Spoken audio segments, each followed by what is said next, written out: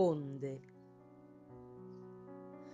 Le onde del mare, illuminate dal sole, raccontano la bellezza, il lavoro, la spensieratezza, l'amore.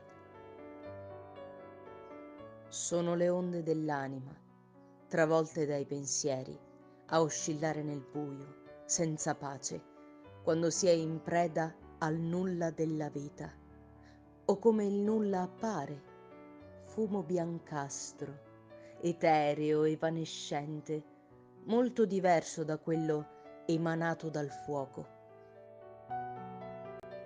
L'onda della solitudine attraversa l'anima, sembra un rantolo struggente, come la risacca sulla spiaggia.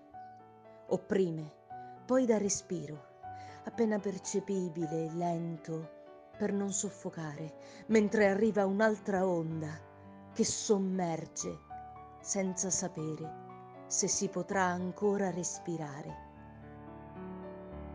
Il respiro è faticoso, non c'è una maschera, basta sapere attendere l'arrivo dell'altra onda. Si prende sempre meno aria, un'onda dietro l'altra. I desideri affollano la mente, ripercorrono antichi sentimenti, punti di approdo delle varie fasi della vita.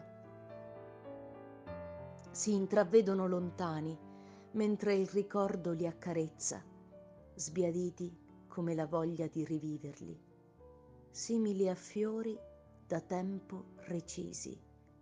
La luce incerta in fondo all'anima, anch'essa pallida, impalpabile. Un'angoscia come l'edera che si aggroviglia attorno al collo, senza spine ma opprimente.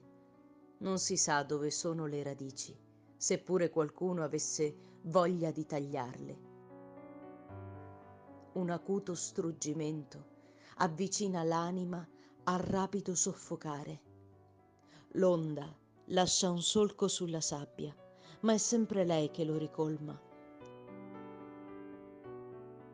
I solchi dell'anima sono ardui da colmare, corrodono il cuore, sanguinanti e invisibili, nell'oblio distruggono la vita.